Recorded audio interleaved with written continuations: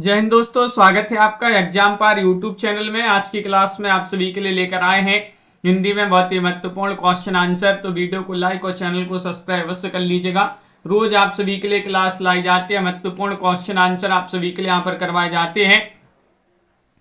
और जिनके लिए हिंदी साहित्य में अगर आपके लिए 6000 वस्तुनिष्ठ प्रश्न की पीडीएफ परचेस करना है, हिंदी साहित्य के टॉप 6000 वस्तुनिष्ठ प्रश्न है, मात्र 150 रुपए में ये पीडीएफ अभी आपके लिए मिल जाएगी। 9399553966 पर आप संपर्क करिएगा। ये पीडीएफ आप सभी के लिए उपलब्ध है। हिंदी साहित्य में अगर आपके लिए बुक मंगवाना है, गद्य साहित्य पद्य साहित्य की, तो ये दोनों बुक अभी आप सभी के लिए 1300 रुपए में मिल जाएंगी, जिसमें आपका पूरा हिंदी साहित्य क्रमबद्ध और विस्तृत साहित्य आपका रहेगा। तो जिनके लिए बुक मंगवाना है, एक बार आप संपर्क अवश्य कर लीजिएगा। और ये पीडीएफ भी आप सभी के लिए उपलब्ध है। आज का अपने यहाँ पर पहला क्वेश्चन क्या दिया गया है, देखिएगा। आज का पहला क्वेश्चन है, मुक्तिबोध की प्रतिबंधित पुस्तक का क्या नाम था? नई कविता का आत्मसंघर्ष तथा अन्य निबंध, नए साहित्य का सौंदर्य शास्त्र, सतह से उठता आदमी, या फिर भारत इतिहास और संस्कृति। 16 में आप सभी के लिए यहाँ पर चयन करना है। मुक्तिबोध जी की वह पुस्तक कौन सी है जिसको प्रतिबंधित किया गया था? तो आप सभी का यहाँ पर सही आंसर है भारत इतिहास और संस्कृति। आप सभी का यहाँ पर सही आंसर है भारत इतिहास और संस्कृति। आप सभी का यहाँ पर सही आंसर है। इस पुस्तक पर नैतिकता तथा भद्रता के विरुद्ध होने का आरोप लगाया गया था। नए साहित्य का सौंदर्य शास्त्र, कामायनी एक पुनर्विचार, नई कविता का आत्मसंघर्ष मुक्तिबोध की रचनाएं हैं। वस्तु में आध्यात्मिक छाया का भान ही छायावाद है, किस आलोचक का कथन माना जाता है? बताइएगा। जयशंकर प्रसाद, लाला भगवान दीन, राधा कृष्ण दास, नंद दुलारी वाजपेयी। इनमें से आप सभी के लिए यहाँ पर चयन करना है। कौन सा विकल्प आप सभी का यहाँ पर सही आंसर है? 17वां क्वेश्चन यहाँ पर दिया गया है। तनु जी और पाठक जी, गायत्री जी, आप सभी का यहाँ पर सही आंसर 17वां क्वेश्चन है। और 17 में आप सभी का सही आंसर नंद दुलारी वाजपेयी जी जो है वह आप सभी का यहाँ पर सही आंसर होंगे। नंद दुलारी वाजपेयी आप सभी का यहाँ पर सही आंसर है। बहुत बढ़िया। अगला क्वेश्चन यहाँ पर दिया गया है, क्वेश्चन नंबर 18 है कि हितोपदेश का भाषानुवाद किसने किया है? 18 में चयन करना है पद्माकर, सेनापति, श्रीपति, बोधा। इनमें से आपके लिए बताना, हितोपदेश का भाषानुवाद किसने किया है? ये आप सभी के लिए यहाँ पर बताना है। तो आप सभी का यहाँ पर सही आंसर पद्माकर होंगे सही आंसर। ये वाला विकल्प आप सभी का यहाँ पर सही आंसर है पद्माकर। जिन्होंने भी चयन किया है उनका यहाँ पर सही आंसर होगा हितोपदेश का भाषा अनुवाद पद्माकर ने किया। पद्माकर ने दौलत राव सिंधिया के सरदार उदावजी के अनुरोध पर हितोपदेश का अनुवाद किया है। पद्माकर की रचनाओं में हिम्मत बहादुर विरोधावली, पद्मावरण, जगत विनोद, प्रबोध 50, गंगा लहरी, प्रताप सह विरोधावली और कली 25 आदि महत्वपूर्ण रचनाएं मानी जाती हैं। क्वेश्चन नंबर आप सभी का यहाँ पर 19 दिया गया है। 19 में आपके लिए बताना है कि जिस विधा के द्वारा लेखक अपने बीते हुए जीवन का विवरण प्रस्तुत करता है उसे क्या कहते हैं? 19 में आप सभी के लिए यहाँ पर बताना है, उसे आत्मकथा, संस्मरण, उपन्यास या फिर साक्षात्कार कहा जाता है। ये आप सभी लोग चयन करिएगा। जिस विधा के द्वारा लेखक अपने बीते हुए जीवन का विवरण प्रस्तुत करता है उसे क्या कहा जाता है? तो आप सभी का यहाँ पर सही आंसर है आत्मकथा कहा जाता है। ये वाला विकल्प जो है वह आप सभी का यहाँ पर सही आंसर होगा। आत्मकथा आप सभी का यहाँ पर सही आंसर है। आत्मकथा कहते हैं संस्मरण, संस्मरण उसे कहते हैं स्मृति के आधार पर किसी विषय पर अथवा किसी पर लिखित आलेख संस्मरण कहलाता है। साक्षात्कार, साक्षात्कार एक निश्चित उद्देश्य की पूर्ति के लिए आयोजित विचारों का आदान प्रदान क्या है? साक्षात्कार। उपन्यास, उपन्यास वह विधा है जिसमें मानव जीवन के किसी तल को उक्ति के रूप में समन्वित कर समीप रखा जाए। क्वेश्चन नंबर 20 दिया गया है, प्रगतिशील साहित्य की समस्याएं निबंध के लेखक कौन माने जाते हैं? 20 में आप सभी के लिए यहाँ पर चयन करना है, क्या होगा सही आंसर? चयन करिएगा। सियाराम शरण गुप्त जी हैं, रामविलास शर्मा, रामदरस मिश्र, जगदीश चंद्र चतुर्वेदी। 20 में आप सभी के लिए सही आंसर बताना है। तो रामविलास शर्मा जी जो है वह आप सभी का यहाँ पर सही आंसर होंगी। प्रगतिशील साहित्य की समस्याएं निबंध के लेखक रामविलास शर्मा है। इनकी और भी रचनाएं हैं, आस्था और सौंदर्य, परंपरा का मूल्यांकन, मार्क्सवाद और प्रगतिशील साहित्य, भारतीय साहित्य की भूमिका। 21वां क्वेश्चन है, किस रचनाकार की भाषा परिमार्जित खड़ी बोली है, जिसमें भाषा के दो रूप प्रांजल व्यवहारिक भाषा तथा संस्कृत निष्ठ शास्त्रीय भाषा का प्रयोग दिखाई देता है। 21 में आप सभी के लिए यहाँ पर बताना है श्याम सुंदर दास, श्रीधर पाठक, माखनलाल चतुर्वेदी, हजारी प्रसाद द्विवेदी। ये 4 विकल्प आपके यहाँ पर दिए गए हैं और आप सभी का यहाँ पर सही आंसर क्या होगा, क्वेश्चन यहाँ पर महत्वपूर्ण है। और हजारी प्रसाद द्विवेदी यहाँ पर सही आंसर होंगे। हजारी प्रसाद द्विवेदी की भाषा परिमार्जित खड़ी बोली है, जिसमें भाषा के दो रूप प्रांजल व्यवहारिक भाषा और संस्कृत निष्ठ शास्त्रीय भाषा का प्रयोग दिखाई देता है। क्वेश्चन नंबर 22 यहाँ पर दिया गया, मीर खुसरो की पहेलियां तथा मुकरियां किस भाषा में है। 22 में आप सभी के लिए चयन करना है, खड़ी बोली में, उर्दू में, अवधी में, ब्रज में। 22 में आप सभी के लिए यहाँ पर बताना है क्या होगा आप सभी का यहाँ पर सही आंसर। मीर खुसरो की पहेलियां मुकरियां जो है किस भाषा में है। तो आप सभी का यहाँ पर ए वाला विकल्प खड़ी बोली आप सभी का यहाँ पर सही आंसर है। खड़ी बोली जिन्होंने भी यहाँ पर चयन किया है उनका यहाँ पर सही आंसर है। अबुल हसन इनका वास्तविक नाम है और ये जो है निजामुद्दीन औलिया के शिष्य थे। अमीर खुसरो जो है खड़ी बोली के आदि कवि कहे जाते हैं। और ईश्वरी प्रसाद ने मीर खुसरो को महाकवि या कवियों में राजकुमार की संज्ञा दी है, ईश्वरी प्रसाद जी ने। और विद्वानों ने अमीर खुसरो द्वारा रचित ग्रंथों की संख्या 100 बताई, जिसमें खालिकबारी, पहेलियां, मुकरियां, दो सुखने, गजल आदि जो है प्रमुख हैं। क्वेश्चन नंबर आप सभी का यहाँ पर 23 दिया गया है। 23 में आप सभी के लिए यहाँ पर बताना है, 23 में चयन करना किस रचनाकार की कहानियां बादलों के घेरे नामक संग्रह में संकलित है, बताइएगा। ममता कालिया, आचार्य रामचंद्र शुक्ल, कृष्णा सुबती, प्रेमचंद। इनमें से आप सभी के लिए यहाँ पर चयन करना है क्या होगा सही आंसर। किस रचनाकार की कहानियां बादलों के घेरे नामक संग्रह में संकलित है। 23 में आप सभी का यहाँ पर सही आंसर होगा कृष्णा सोबती। कृष्णा सोबती आप सभी का यहाँ पर सही आंसर है। विकल्प आप सभी का यहाँ पर सी वाला विकल्प आपका सही आंसर है, बहुत बढ़िया। जबकि ममता कालिया के छुटकारा, सीट नंबर 6, एक अदद औरत, बोलने वाली औरत, मुखौटा आदि कहानी संग्रह है। क्वेश्चन नंबर 24 यहाँ पर दिया, महादेव वर्मा को ज्ञानपीठ पुरस्कार उनकी किस कृति के लिए मिला है। यामा के लिए, गीत वर्ष के लिए, या फिर आत्मिका, या फिर नीलांबरा। 24वां क्वेश्चन है कि महादेव वर्मा जी को ज्ञानपीठ पुरस्कार उनकी किस कृति के लिए मिला है। अनंत जी, पारो जी, दीवान पाठक जी, आप सभी का यहाँ पर सही आंसर होगा 24 में यामा पर ज्ञानपीठ पुरस्कार मिला है। यामा रचना पर 1882 में। इनकी और भी रचना निहार, रश्मि, नीरजा, सांदगी, दीपशिखा, सप्तपर्णा जो है इनकी महत्वपूर्ण रचनाएं मानी जाती है महादेवी वर्मा जी की। क्वेश्चन नंबर आप सभी का यहाँ पर 25 दिया गया, निम्न में से किस रीतिकालीन कवि ने लक्षण ग्रंथ की रचना नहीं की है। 25 में आप सभी के लिए यहाँ पर बताना है पद्माकर, मतीराम, भूषण, बिहारी लाल। 25 में आपका यहाँ पर सही आंसर किस रीतिकालीन कवि ने लक्षण ग्रंथ की रचना नहीं की है, नहीं बताना है। तो बिहारी लाल आपका यहाँ पर सही आंसर होंगे।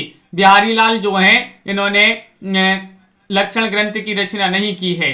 बिहारी की पहचान मुक्तक काव्य के कारण है। मुक्तक काव्य के संदर्भ में ग्रियर्सन का कथन है, भारतीय काव्यानंद का सम्यक रूप में यदि स्फुटन हुआ है तो वह उसके काव्य के रूप में ही हुआ है। बिहारी की एकमात्र रचना बिहारी सतसई है, जिसमें कुल 719 दोहे हैं। रत्नाकर के अनुसार 713 दोहे हैं। और शुक्ल जी ने लिखा कि इनके दोहे क्या हैं, रस के छोटे छोटे छींटे हैं। किन्होंने, आचार्य रामचंद्र शुक्ल जी ने लिखा है। यहाँ पर बताना है चकमक की चिंगारियां किस रचनाकार की कविता मानी जाती है। 26वां क्वेश्चन है, गजानन माधव, मुक्तिबोध, केदारनाथ अग्रवाल, श्रीकांत वर्मा, भवानी प्रसाद मिश्र। चकमक की चिंगारियां ये कविता है किस रचनाकार की कविता है, यहाँ पर बताना है। तो आप सभी का यहाँ पर सही आंसर होगा ये गजानन माधव मुक्तिबोध जो है वह आप सभी का यहाँ पर सही आंसर है। चांद का मटेड़ा काव्य संग्रह में संग्रहित है चकमक की चिंगारियां ये कविता। चांद का मटेड़ा, भूरी भूरी खाक धूल ये रचना जो है मुक्तिबोध जी की ही मानी जाती है। अंधेरे में ब्रह्म राक्षस, अंतःकरण का आयतन, भूल गलती। अगला क्वेश्चन यहाँ पर क्या दिया गया है, क्वेश्चन नंबर आप सभी का यहाँ पर देखिएगा 27वां क्वेश्चन है। यहाँ पर चयन करना है कि निम्नलिखित महाकाव्यों में से कौन सा महाकाव्य मलिक मोहम्मद जायसी द्वारा लिखा गया है। 27 में उर्वशी है, पद्मावत है, या कामायनी है, रामचरितमानस है। इनमें से आप सभी के लिए वह महाकाव्य बताना है जो मलिक मोहम्मद जायसी द्वारा लिखा गया है। तो पद्मावत आप सभी का यहाँ पर सही आंसर है। पद्मावत, अकरावट, आखिरी कलाम, चित्ररेखा, कर्णनामा, मसलानामा, कन्हावत ये महत्वपूर्ण रचनाएं मानी जाती हैं। मलिक मोहम्मद जायसी जी की, उर्वशी दिनकर जी की रचना, कामायनी प्रसाद जी की रचना, रामचरितमानस तुलसीदास जी की रचना।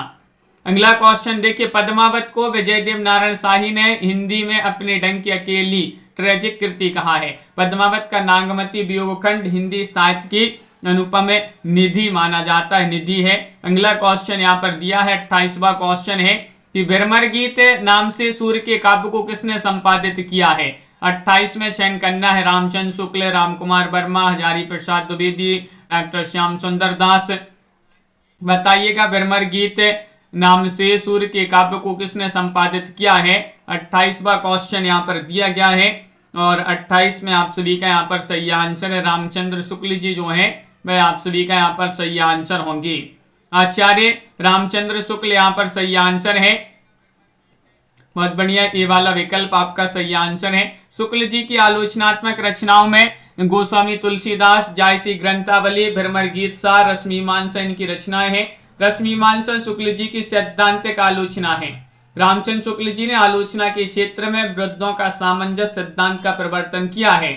क्वेश्चन नंबर 29 दिया, चित्राधार किस कवि की ब्रजभाषा की प्रथम कृति मानी जाती है। सिया राम शरण गुप्त, अयोध्या सिंह उपाध्याय, हरिऔध, मलिक मोहम्मद जायसी, जयशंकर प्रसाद, कुसुम जी। क्या होगा आप सभी का सही आंसर। चित्राधार किस कवि की ब्रजभाषा की प्रथम कृति मानी जाती है।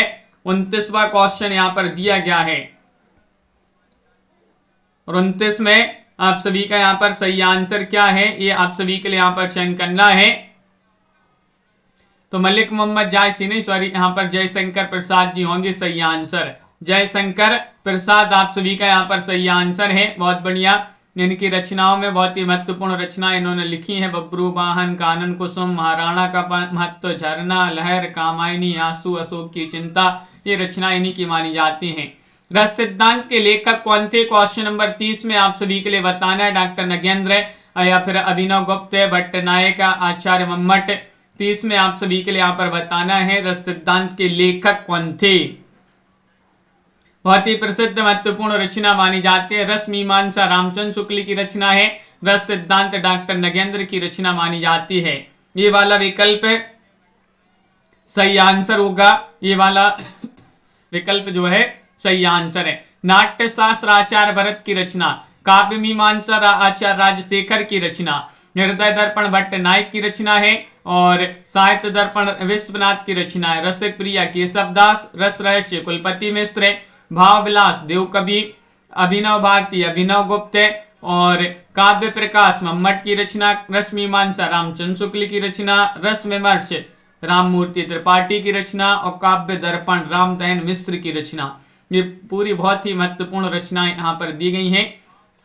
क्वेश्चन नंबर 31 यहाँ पर दिया गया, गौतम बुद्ध की पत्नी के उज्जवल चरित्र के अंकन के लिए मैथिली शरण गुप्त जी ने किस ग्रंथ की रचना की है। 31 में आप सभी के लिए बताना है, बताइए। अर्जन, द्वापर, यशोधरा, झंकार। 4 विकल्प यहाँ पर दिए गए हैं, कौन सा विकल्प आप सभी का यहाँ पर सही आंसर होगा। गौतम बुद्ध की पत्नी के उज्जवल चरित्र के अंकन के लिए मैथिली शरण गुप्त जी ने किस ग्रंथ की रचना की है। यशोधरा आप सभी का यहाँ पर सही आंसर है। यशोधरा जो है वह आप सभी का यहाँ पर सही आंसर होगा, बहुत बढ़िया, बिल्कुल सही आंसर, सी वाला विकल्प सही आंसर है। मैथिली शरण गुप्त जी ने गीति नाट्य शैली पर ये रचना लिखी। इसमें महात्मा बुद्ध के संन्यास के उपरांत यशोधरा की उदात्त स्थिति का चित्रण किया गया है और इसकी एक पंक्ति भी जो है बहुत ही दृष्टव्य पंक्ति है। कौन सी, कि सिद्ध हेतु स्वामी गए यह गौरव की बात, पर चोरी चोरी गई यही बड़ा व्याघात। ये जो है ये पंक्ति पूछी जाती है, यशोधरा से ली गई है। भारत भारती, झंकार, द्वापर, जयद्रथ पद, रंग में भंग महत्वपूर्ण रचनाएं हैं मैथिली शरण गुप्त जी की।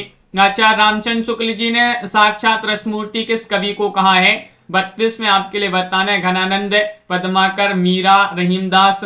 इनमें से आप सभी के लिए बताना है साक्षात रसमूर्ति किसे कहा है? रामचंद्र शुक्ल जी ने। 32वां क्वेश्चन यहाँ पर दिया गया है और 32 में आप सभी का यहाँ पर सही आंसर है घनानंद। ये वाला विकल्प है आप सभी का यहाँ पर सही आंसर है घनानंद के विषय में लिखा है कि ये साक्षात रसमूर्ति और ब्रजभाषा काव्य के प्रधान स्तंभों में हैं। इनकी काव्य कृतियों में सुजानसार, इश्कलता, ब्रहलीला, वियोगवेली, कोकसार, रसकेली वल्ली, यमुनायस महत्वपूर्ण रचनाएं मानी जाती हैं।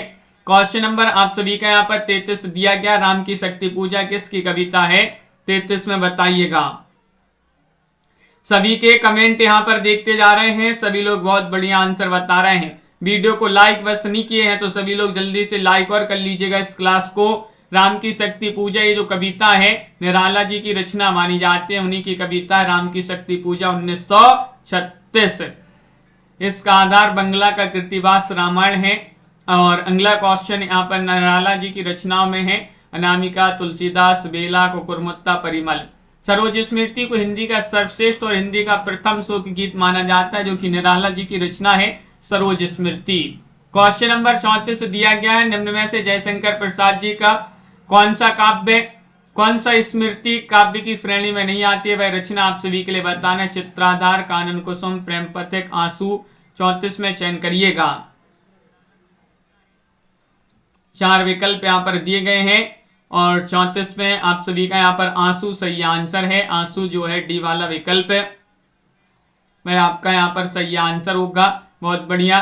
प्रसादकृत आंसू स्मृति काव्य की श्रेणी में आता है पूछा गया था, तो जो है यहाँ पर आंसू आता है स्मृति काव्य की श्रेणी में, बाकी और जो है नहीं आते हैं। आता है तो डी वाला विकल्प आप सभी का यहाँ पर सही आंसर है। आंसू 133 छंदों का बृह प्रधान स्मृति काव्य माना जाता है, इसे हिंदी का मेघदूत कहा जाता है। प्रसाद जी की रचना में अशोक की चिंता, लहर, महाराणा का मत, कानन कुसुम, बब्रू वाहन, झरना, शोकोच्छ्वास महत्वपूर्ण रचनाएं हैं। और कामायनी भी इन्हीं के द्वारा रचित हिंदी आधुनिक काल का प्रथम आधुनिक महाकाव्य है। और प्रसाद जी ने कश्मीरी शैव दर्शन की व्यक्ति की है इसमें और 15 सर्गों में है। क्वेश्चन नंबर 35 से पयुम चर्यू में किसका वर्णन मिलता है? शिव, सीता, भरत या राम? 35वां क्वेश्चन यहाँ पर दिया गया है। आप सभी का सही आंसर क्या होगा चयन करना है। पयुम चर्यू में किसका वर्णन मिलता है? तो आप सभी का यहाँ पर सही आंसर है राम। पयुम चर्यू किन की रचना है? पयुम चर्यू स्वयंभू की रचना मानी जाती है। इसे पद्मचरित या जैन रामायण भी कहा जाता है पयुम चर्यू को। इसकी भाषा ब्रंश, इसमें 5 कांड विद्याधर कांड, अयोध्या कांड, सुंदर कांड, युद्ध कांड, उत्तर कांड है। इसमें राम कथा को जैन धर्म के अनुसार परिवर्तित करके प्रस्तुत किया गया है। किसमें? पयुम चर्यू स्वयंभू की रचना। अगला क्वेश्चन है 36वां क्वेश्चन है, श्रीधर पाठक जी ने कौन सा अनुवाद ब्रज भाषा में किया है? बताइएगा। उजड़ ग्राम या जासूस, ऋतु संहार, रसकलश। 36वां क्वेश्चन यहाँ पर दिया गया है। 36 में आप सभी का यहाँ पर सही आंसर क्या होगा ये आप सभी के लिए बताना है। बताइए श्रीधर पाठक जी ने कौन सा अनुवाद ब्रज भाषा में किया है? उजड़ ग्राम आप सभी का यहाँ पर सही आंसर होगा। उजड़ ग्राम जिन्होंने भी यहाँ पर चयन किया है उनका यहाँ पर सही आंसर है। एकांतवास योगी गोल्डस्मिथ की रचना हेरमिट का खड़ी बोली में अनुवाद है। उजड़ ग्राम गोल्डस्मिथ के डिटर्जेंट विलेज का ब्रजभाषा में अनुवाद है। और श्रांत पथिक गोल्डस्मिथ के ट्रेवलर का खड़ी बोली हिंदी में अनुवाद है। यहाँ पर आप सभी के लिए अब कुछ क्वेश्चन दिए गए हैं। व्याकरण से क्वेश्चन आ गया, संधि विच्छेद वाला विकल्प बताना। जगदीश का सही संधि विच्छेद क्या होगा? जगदीश, जा धन गदीश, जगत धन ईश, जग धन दीश, जगत धन ईश। जगदीश का सही संधि विच्छेद आप सभी के लिए यहाँ पर बताना है। कौन सा विकल्प आपका यहाँ पर सही आंसर होगा? तो जगत धन ईश यहाँ पर आपका डी वाला जो विकल्प है वह होगा आपका सही आंसर। जगत धन ईश बराबर जगदीश। अगला क्वेश्चन यहाँ पर क्या दिया गया है? क्वेश्चन नंबर आप सभी का यहाँ पर देखिएगा दिया गया है। क्वेश्चन नंबर 38वां क्वेश्चन है, अयोध्या से उपाध्याय का ग्रंथ प्रिय प्रवास किस भाषा में लिखा गया है? भाषा बताना है, खड़ी बोली में या फिर मगधी में, अवधी में या फिर संस्कृत में, इनमें से आप सभी के लिए चयन करना है। क्या होगा सही आंसर। हरिऔध जी का ग्रंथ प्रिय प्रवास बताने किस भाषा में लिखा गया है, तो खड़ी बोली आप सभी का यहाँ पर ये वाला विकल्प जो है वह आप सभी का यहाँ पर सही आंसर है। खड़ी बोली में लिखा गया प्रिय प्रवास 17 सर्ग हैं, इसमें कृष्ण के बचपन से मथुरा प्रस्थान तक का वर्णन है। पारिजात में 15 सर्ग हैं, ये जो है आध्यात्मिक और धार्मिक विषयों का वर्णन है। इसमें वैदेही वनवास 18 सर्ग हैं, राम के द्वारा सीता के निर्वासन की कथा। इसमें प्रिय प्रवास को खड़ी बोली का प्रथम महाकाव्य माना जाता है। इसका सर्वप्रथम नाम पूछा जाता है ब्राजांगना विलाप, इसका सर्वप्रथम नाम। और हरिऔध जी को डॉक्टर गणपति चंद्र गुप्त जी ने आधुनिक काल का सूरदास कहा है। ये क्वेश्चन भी पूछा जाता है कि हरिऔध जी को आधुनिक काल का सूरदास किन्होंने कहा है, तो गणपति चंद्र गुप्त जी ने। क्वेश्चन नंबर आप सभी के यहाँ पर 39 है। संधि वाला विकल्प बताने तत् धन टीका बराबर क्या होगा।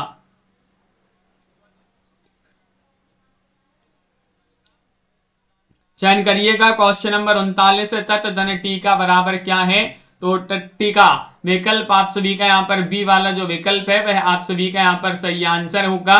बी वाला विकल्प यहाँ पर जिन्होंने भी चयन किया है उनका यहाँ पर सही आंसर होगा। पथिक किसका काव्य संग्रह है, रामनरेश त्रिपाठी या फिर जगदीश चतुर्वेदी, विद्यानिवास मिश्र, मैथिली शरण गुप्त। 40वां क्वेश्चन यहाँ पर दिया गया है। 40 में आप सभी का यहाँ पर सही आंसर क्या है, पथिक किसका काव्य संग्रह है, तो रामनरेश त्रिपाठी जी की रचना मिलन, पथिक, मानसी, स्वप्न जो है महत्वपूर्ण रचनाएं लिखी है इन्होंने। देखिएगा मिलन, पथिक, मानसी, स्वप्न। स्वप्न हेतु इन्हें हिंदुस्तानी अकादमी पुरस्कार भी मिला है। निम्नलिखित विकल्पों में से संकेत वाचक वाक्य का विकल्प चयन करना है। राम जाकर पढ़ाई करो या भगवान तुम्हें लंबी उम्र दे, ये दोनों तो नहीं है संकेत वाचक वाक्य, और दो विकल्प आपके यहाँ पर भी दिए गए हैं। कृपया सभी बैठ जाएं, ये भी नहीं है संकेत वाचक वाक्य। दीपक का घर उधर है, तो ये होगा डी वाला विकल्प जो है संकेत वाचक वाक्य बताना है। दीपक का घर उधर है संकेत वाचक वाक्य होगा। रचना की दृष्टि से जो है वाक्य के 3 प्रकार होते हैं, सरल वाक्य, मिश्र वाक्य और संयुक्त वाक्य। जबकि अर्थ की दृष्टि से वाक्य के 8 प्रकार होते हैं, आज्ञावाचक, प्रश्नवाचक, विधिवाचक, निषेधवाचक, विस्मयवाचक, संदेहवाचक, इच्छावाचक और संकेतवाचक। अगला क्वेश्चन यहाँ पर दिया गया है। क्वेश्चन नंबर आप सभी का यहाँ पर दिया गया 42 कि वाक्य में दिए गए वाक्य के अनुसार विशेषण का भेद बताना है आप सभी के लिए। हमारे विद्यालय में 200 विद्यार्थी पढ़ते हैं, तो बताइएगा सार्वनामिक विशेषण, व्यक्तिवाचक विशेषण, संख्यावाचक विशेषण, गुणवाचक विशेषण, कौन सा विशेषण होगा यहाँ पर। हमारे विद्यालय में 200 विद्यार्थी पढ़ते हैं, तो 200 क्या हो जाएगा, 200 तो यहाँ पर संख्या दी गई है, तो ये संख्यावाचक विशेषण के अंतर्गत आ जाएगा। सी वाला विकल्प आप सभी का यहाँ पर सही आंसर है। जिस शब्दों में संज्ञा सर्वनाम की संख्या लक्षित होती है तो उसे संख्यावाचक विशेषण कहते हैं। इसके जो है 3 भेद होते हैं, निश्चित संख्यावाचक, अनिश्चित संख्यावाचक और परिमाणवाचक। क्वेश्चन नंबर आप सभी का यहाँ पर क्या दिया है 43, कजरौटा में कौन सा प्रत्यय होगा। क्वेश्चन नंबर 43 में सही आंसर बताइएगा। कजरौटा शब्द यहाँ पर दिया गया है, इसमें आप सभी के लिए प्रत्यय बताने, कौन सा प्रत्यय है कजरौटा में, सभी लोग चयन करेंगे। क्वेश्चन यहाँ पर महत्वपूर्ण दिया गया है, कजरौटा में कौन सा प्रत्यय है, तो आप सभी का यहाँ पर सही आंसर होगा कजरौटा में औटा प्रत्यय होगा। ये वाला विकल्प आपका यहाँ पर सही आंसर है कजरौटा। कजरौटा में औटा प्रत्यय है। अगला क्वेश्चन यहाँ पर दिया गया है, वह तोड़ती पत्थर देखा उसे मैंने इलाहाबाद के पथ पर में कौन सी शब्द शक्ति है, लक्षणा है, ऋणा लक्षणा है, अविदा है, व्यंजना है, बताइए। वह तोड़ती पत्थर देखा उसे मैंने इलाहाबाद के पथ पर, तो सही आंसर होगा यहाँ पर आपका अविदा सही आंसर है। अविदा जो है निराला जी की पंक्ति है। अविदा शब्द शक्ति होगी, इसमें साक्षात सांकेतिक अर्थ, मुख्यार्थ या वाच्यार्थ को प्रकट करने वाली शब्द शक्ति अविदा शब्द शक्ति कहलाती है। इसे प्रथमा या अग्रिमा शक्ति भी कहते हैं। क्वेश्चन नंबर आप सभी का यहाँ पर दिया गया है 45वां क्वेश्चन है, यहाँ पर आपके लिए बताना है, उस विकल्प का चयन करें जो उपसर्ग से बने शब्द का सही विकल्प नहीं है। निरंजन, दिखावा, प्रतिकूल, अतिरेक 45 में नहीं बताना है आप सभी के लिए क्या होगा आप सभी का सही आंसर। उस विकल्प का चयन करें जो उपसर्ग से बने शब्द का सही विकल्प नहीं है। नहीं आप सभी के लिए यहां पर बताना है।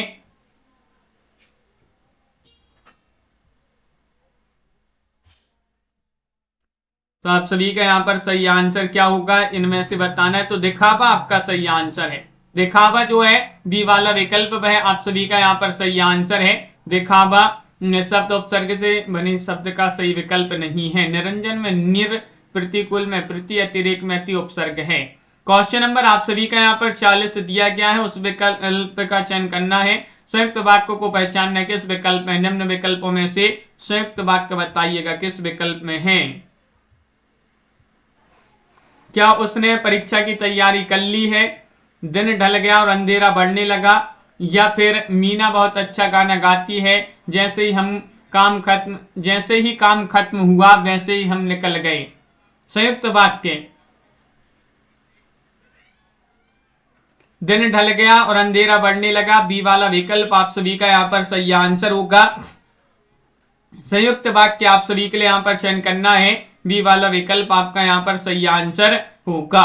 क्वेश्चन नंबर 47 दिया गया है। महत्वपूर्ण क्वेश्चन की पाए महावर दैन को नाइन बैठी आए, फ्री फ्री जानी महावरी एड़ी मिड़ती जाए। इस पंक्ति में कौन सा अलंकार होगा। अतिशयोक्ति, विभावना, विरोधाभास, भ्रांतिमान। 47 में आप सभी के लिए यहां पर चयन करना है। पाए महावर दैन को नाइन बैठी आए, फ्री फ्री जानी महावरी एड़ी मिड़ती जाए। भ्रांतिमान अलंकार आपका यहाँ पर सही आंसर है। भ्रांतिमान अलंकार जहां सादृश्य के आधार पर किसी वस्तु को कुछ और ही समझकर उसका चमत्कार पूर्ण वर्णन किया जाए वह भ्रांतिमान अलंकार होता है। उजड़ना शब्द में कौन सा उपसर्ग होगा। उ, उजड़, उज या फिर ना। उजड़ना शब्द में कौन सा उपसर्ग है बताइएगा, चयन करिएगा। क्वेश्चन महत्वपूर्ण यहाँ पर दिया गया है और आप सभी का यहाँ पर सही आंसर होगा। उजड़ना में आपका सही आंसर है। उपसर्ग पूछा गया है तो उपसर्ग उस शब्दांश को कहते हैं जो किसी शब्द के पहले आकर उसका विशेष अर्थ प्रकट करता है। उपसर्ग दो शब्दों से उप धन सर्ग से मिलकर बना है, जिसमें उप का अर्थ होता है समीप और सर्ग का अर्थ होता है सृष्टि करना। उपसर्गों की संख्या संस्कृत में 22, हिंदी में 10, उर्दू में 12, अंग्रेजी में 6, अव्यय 10। अगला क्वेश्चन है निम्न विकल्पों में से उस विकल्प का चयन करिएगा जो जातिवाचक संज्ञा का सही विकल्प नहीं है। मैत्री, क्रोधी, रुलाई या शांति। 49 में आप सभी के लिए नहीं बताना है। जातिवाचक संज्ञा का सही विकल्प कौन सा नहीं है, नहीं बताइएगा। क्वेश्चन महत्वपूर्ण है। जातिवाचक संज्ञा का सही विकल्प नहीं है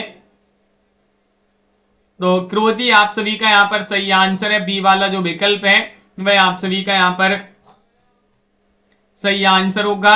क्रोधी, क्रोध संज्ञा शब्द है जबकि क्रोधी, क्रोधित एवं क्रुद्ध शब्द विशेषण है। जिन संज्ञाओं से एक ही प्रकार की वस्तुओं अथवा व्यक्तियों का बोध हो उन्हें जातिवाचक संज्ञा कहते हैं। मनुष्य, घर, पहाड़, नदी इत्यादि माने जाते हैं। इनमें से बताना है भाववाचक संज्ञा का सही विकल्प आप सभी के लिए चयन करना है। 50वां क्वेश्चन है। तीक्ष्णता है या फिर क्रोध या पराया या निर्बलता है। क्वेश्चन नंबर 50 में चयन करना है भाववाचक संज्ञा का सही विकल्प।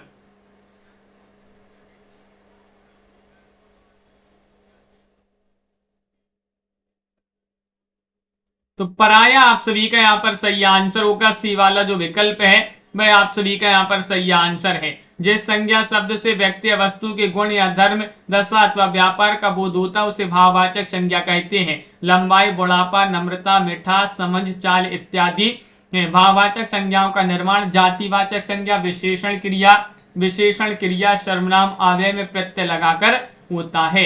चातक का पर्यायवाची नहीं है। क्वेश्चन नंबर 51 में आप सभी के लिए बताना है। बताइएगा बनप्रिय, सारन, पपीहा या फिर स्वाति भक्त। आदर्श जी क्या होगा सही आंसर? चातक का पर्यायवाची नहीं है, आप सभी के लिए बताना है। तो सही आंसर होगा यहाँ पर वनप्रिय। आप सभी का यहाँ पर वनप्रिय है। यहाँ पर वनप्रिय ये जो है चातक का पर्यायवाची नहीं माना जाता है। चातक के पर्यायवाची में सारन, मेघजीवन, पपीहा, स्वाति भक्त आदि हैं। वनप्रिय कोयल का पर्यायवाची शब्द है। कोयल के अन्य पर्यायवाची में कोकिला, सारिका, काकपाली, वसंतदूत आदि माने जाते हैं। क्वेश्चन नंबर आप सभी का यहाँ पर दिया गया है 52वां क्वेश्चन है। उस विकल्प का चयन करें जो दिए गए शब्द का एकार्थी शब्द है। जिससे कभी बुढ़ापा ना आए उसे अगम्य, अमर या फिर अक्षम्य, अजर कहा जाता है। क्या कहा जाता है? जिससे कभी बुढ़ापा ना आए उसे कहा जाता है अजर। अजर आप सभी का यहां पर सही आंसर होगा। अजर आपका यहां पर सही आंसर है, बिल्कुल सही। अगम्य उसे कहते हैं जहां पहुंचना बहुत कठिन हो, और अमर उसे कहते हैं जो कभी ना मरे, और अक्षम्य जो क्षमा योग्य ना हो। अगला क्वेश्चन है अंबर पनघट में डुबो रही तारागढ़ उषा नांगरी में कौन सा अलंकार है? हाँ, आपका एग्जाम जो है यूपी टीजीटी पीजीटी वालों का एग्जाम दिसंबर के आखिरी में या जनवरी के शुरुआत में ही जो है आपका एग्जाम हो सकता है। तो बताइएगा क्या होगा सही आंसर? अंबर पनघट में डुबो रही तारागढ़ उषा नांगरी में कौन सा अलंकार है?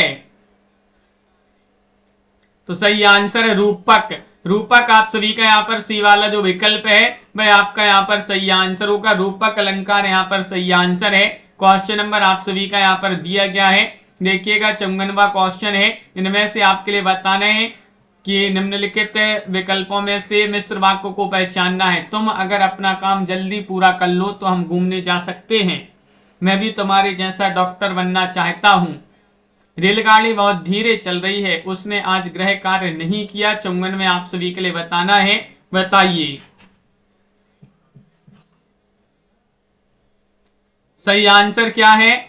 मिश्र वाक्य को पहचानना है। तो मिश्र वाक्य तो है तुम अगर अपना काम जल्दी पूरा कर लो तो हम घूमने जा सकते हैं। ये वाला विकल्प आपका यहाँ पर मिश्र वाक्य के अंतर्गत आएगा। मिश्र वाक्य जिस वाक्य में एक साधारण वाक्य के अतिरिक्त उसके अधीन कोई दूसरा अंग वाक्यों से मिश्र वाक्य कहते हैं। और ये वाक्य अब भी आपके लिए बताया था। रचना के अनुसार 3 प्रकार, अर्थ के अनुसार 8 प्रकार जो है 8 भेद होते हैं वाक्य के। नीचे दिए गए वाक्य के सही भेद को पहचानना है। सुरेश विद्यालय जाता है और मन लगाकर पढ़ता है। मिश्र वाक्य, सरल वाक्य, विधानवाचक वाक्य, संयुक्त वाक्य। 55 में आप सभी के लिए चयन करना है।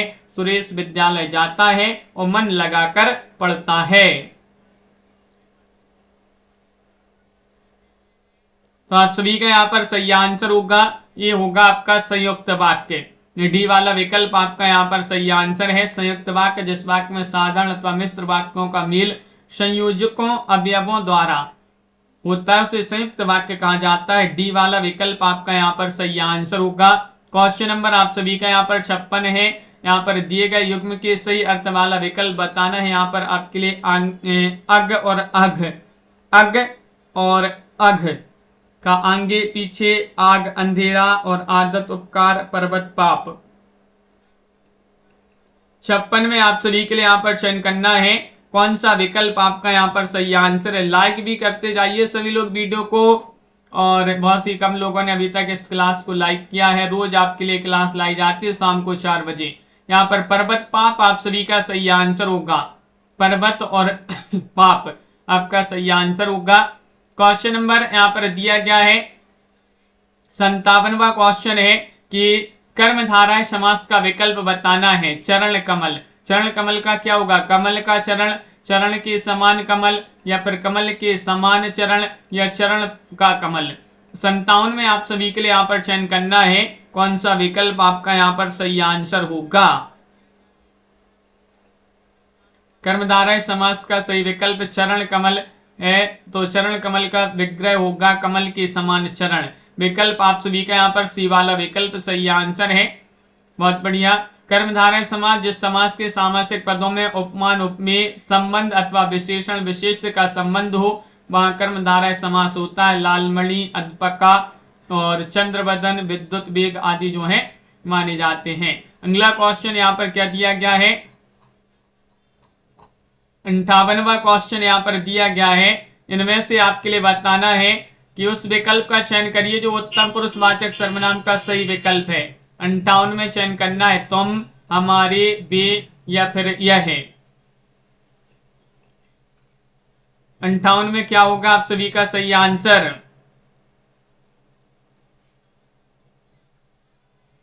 हमारे आपका सही आंसर होगा, बी वाला विकल्प जो है हमारे आपका सही आंसर है। हमारे जो है शब्द उत्तम पुरुषवाचक सर्वनाम। वक्ता अपने नाम के स्थान पर जिन शब्दों का प्रयोग करता है उसे उत्तम पुरुषवाचक सर्वनाम कहते हैं। जैसे मैं, मेरा, मैंने, हम, हमारा, हमने, मुझे, मुझको, ये जो है इसे जो है उत्तम पुरुषवाचक सर्वनाम कहते हैं। वक्ता जिससे बात करता है वह मध्यम पुरुषवाचक सर्वनाम होता है। तुम, तुम, तुम्हें, तुमने, तुमको, आप, आपने, आपको आदि। जब वक्ता अपने सामने श्रोता से भिन्न किसी अन्य के बारे में बातचीत करता है तो वह अन्य पुरुषवाचक सर्वनाम होता है। वह, वे, उनसे, उनको, उन्हें। यहाँ पर बताना है प्रत्यय से बने शब्द का सही विकल्प नहीं है चढ़ान, बैठा, कमसिन या ठकुराई। इनमें से आप सभी के लिए बताना है कि प्रत्यय से बने शब्द का सही विकल्प नहीं है, कौन सा नहीं है। और आप सभी का यहाँ पर सही आंसर है कमसिन। कमसिन आप सभी का सही आंसर होगा। कमसिन शब्द प्रत्यय से बने शब्द का सही विकल्प नहीं। चढ़ान में आन, बैठा में आ, ठकुराई में आई प्रत्यय है। और प्रत्यय के भी दो प्रकार होते हैं, कृत और तद्धित प्रत्यय जो हैं माने जाते हैं। दो प्रत्यय होते हैं। उद्यमी का विलोम क्या होगा बताइएगा, व्यवसाय या फिर आलसी या मेहनती या फिर वित्तीय। उद्यमी का विलोम 60वां क्वेश्चन यहां पर दिया गया है।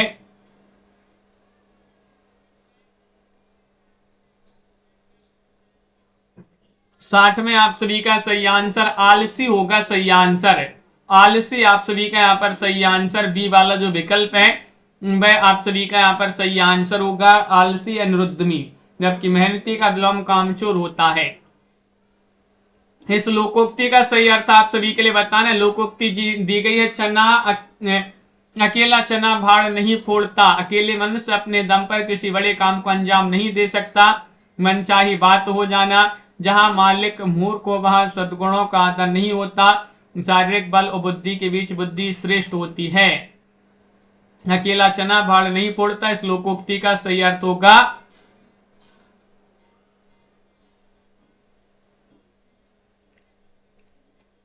अकेला मनुष्य अपने दम पर किसी बड़े काम को अंजाम नहीं दे सकता। तो विकल्प एक आपका यहाँ पर सही आंसर होगा। ये वाला विकल्प यहाँ पर सही आंसर है। अगला क्वेश्चन है, यहाँ पर और भी उक्तियां दी गई हैं, जैसे कि अंधा क्या चाहे दो आंखें। तो इसका अर्थ होता है मनचाही बात हो जाना। अंधेर नंगरी चौपट राजा, टका शेरबाजी, टका शेर खाजा। यहाँ पर इसका अर्थ होता है जहां मालिक मूर्ख हो वहां सद्गुणों का आदर नहीं होता। नकल बड़ी या भैंस, तो शारीरिक बुद्धि शक्ति से अधिक श्रेष्ठ होती है। तो यहाँ पर अक्ल बड़ी या भैंस। अगला क्वेश्चन यहाँ पर क्या दिया गया है, यहाँ पर और भी लोकोक्ति दी गई जिसका आंसर बताना है। अपनी टांग उघारिये आप ही मरिए लाज। जिसमें अपना दोष स्वयं को दिखाई नहीं देता है। या फिर कुरूप व्यक्ति का अधिक श्रृंगार करना, छल की कमाई यूं ही समाप्त हो जाती है। अपने घर की बात दूसरों से कहने पर बदनामी होती है। 62 में आप सभी के लिए चयन करना है कि अपनी टांग उघारिये आप ही मरिए लाज। तो आपका डी वाला विकल्प, अपने घर की बात दूसरों से कहने पर बदनामी होती है। तो विकल्प आपका यहाँ पर डी वाला विकल्प सही आंसर है। भोजपुरी बोली का नाम किस गांव के आधार पर पड़ा है। भोजपुर, छत्तीसगढ़, जयपुर, किशनगढ़।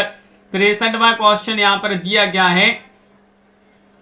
63 में आप सभी के लिए यहाँ पर चयन करना है कौन सा विकल्प आपका यहाँ पर सही आंसर होगा। तो 63 में आपका यहाँ पर भोजपुर सही आंसर होगा। ये वाला विकल्प यहाँ पर सही आंसर है। भोजपुर आपका सही आंसर होगा। भोजपुरी बोली का नाम भोजपुर गांव के आधार पर पड़ा है। राजा भोज के वंशजों ने मल्लराज की स्थापना की।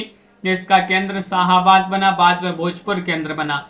भोजपुरी को मल्लिका, काशिका, बनारसी आदि नामों से भी जाना जाता है। भोजपुरी की उपबोलियों में मधेसी, थारू और सखरिया, सोनपारी प्रमुख हैं। और मागधी अपभ्रंश से विकसित बिहारी हिंदी में 3 प्रमुख बोलियां हैं, भोजपुरी, मगही और मैथिली। पश्चिमी पहाड़ी के उपभाषा वर्ग के अंतर्गत आती है, 64 में चयन करना है। पहाड़ी, राजस्थानी, बिहारी या पूर्वी हिंदी। पश्चिमी पहाड़ी किस उपभाषा के अंतर्गत आती है, ये आप सभी के लिए यहाँ पर बताना है। तो आप सभी का यहाँ पर सही आंसर होगा, ये है पहाड़ी, आपका सही आंसर होगा। पश्चिमी पहाड़ी पहाड़ी उपभाषा के अंतर्गत आती है। पहाड़ी उपभाषा खस अपभ्रंश से विकसित हुई है। कि निम्न विकल्पों में से किसे हिंदी की शैली नहीं मानेगी, मसनबी, संस्कृत निष्ठ हिंदी, दक्षिणी हिंदुस्तानी। क्वेश्चन नंबर 65 में आप सभी के लिए बताना है, किसे हिंदी की शैली नहीं माना जाएगा। हाँ नीतू कुमार जी, तो आप सभी का यहाँ पर 65 में सही आंसर होगा मसनबी। विकल्प नंबर मसनबी, ये वाला विकल्प जो है सही आंसर है। मसनबी को हिंदी की शैली नहीं मानेंगे। मसनबी फारसी भाषा की शैली है। सूफी कवियों ने अपने काव्य में मसनबी शैली का प्रयोग किया। मसनबी से तात्पर्य काव्य लिखने का ढंग से तात्पर्य जो है इसमें होगा। विकल्प आपका यहाँ पर एक सही आंसर होगा मसनबी, जो कि आप सभी लोगों ने सही आंसर चयन किया है।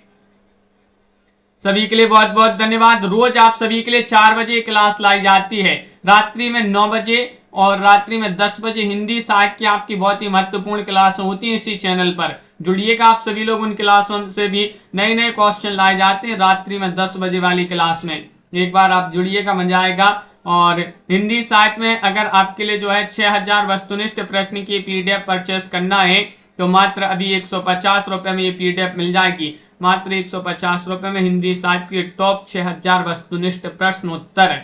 9399553966 पर आप संपर्क करिएगा। हिंदी साहित्य में अगर आपके लिए बुक मंगवाना है, गद्य साहित्य, पद्य साहित्य की ये दोनों बुक आप सभी के लिए 1300 रुपए में मिल जाएंगी, जो कि अभी आप सभी के लिए उपलब्ध हैं 1300 रुपए में। चाहे आप एमपी टेट वर्ग 2 या यूपी टीजीटी पीजीटी की तैयारी कर रहे हैं तो अभी ये बुक आप एक बार मंगवा लीजिएगा। पूरा हिंदी साहित्य आपका क्रमबद्ध और विस्तृत साहित्य आपको यहाँ पर मिलेगा। वीडियो को लाइक भी कर लीजिएगा सभी लोग। ये नंबर यहाँ पर दिया गया, स्क्रीन पर भी नंबर चल रहा है, तो आप संपर्क कर लेंगे।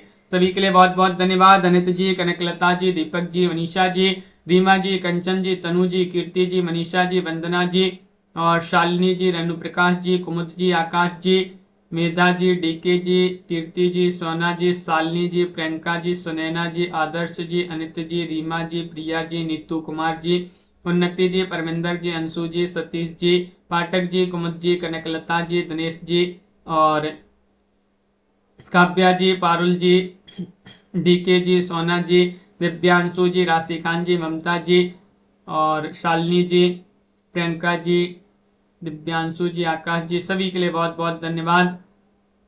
नीलम जी, इति तिवारी जी, मेधा जी, कीर्ति वैष्णव जी, सोना शर्मा जी,